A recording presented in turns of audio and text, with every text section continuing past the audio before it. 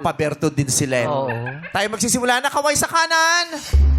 Anytime yung gustong pumindot at sumagot, pwede. Kahit di pa ako tapos, bahala kayo.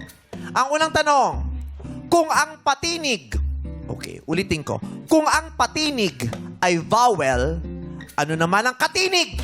1. I believe na pag-aralan ko to nung elementary. I believe na pag-aralan ko din to ng paulit-ulit nung high school. And I believe na pag-aralan ko din siya ngayong college at nai-apply ko siya. I believe ito ay pangatnig. And I thank you. Ang sagot mo ay? Pangatnig. Pangatnig is, ligwak ka rin! 2 and 3 kayong may chance, you can press anytime. Kung ang patinig ay vowel, ano naman ang katinig? 3.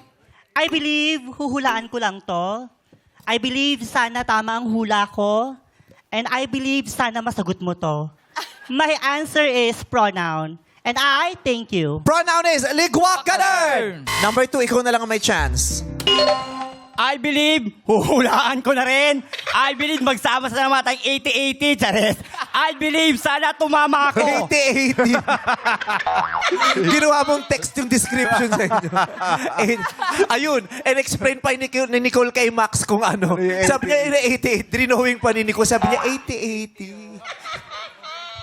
Yes. And I believe, noun, and I thank you. Noun is ligwak ganern. Ang aking tanong, kung ang patinig ay vowel, ano naman ang katinig? Ang katinig ay?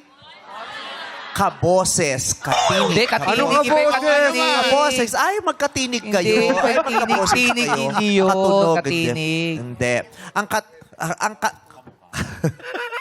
Ang katinig ay consonant. Consonant. Okay. Yun, consonant. Kaway sa kanan.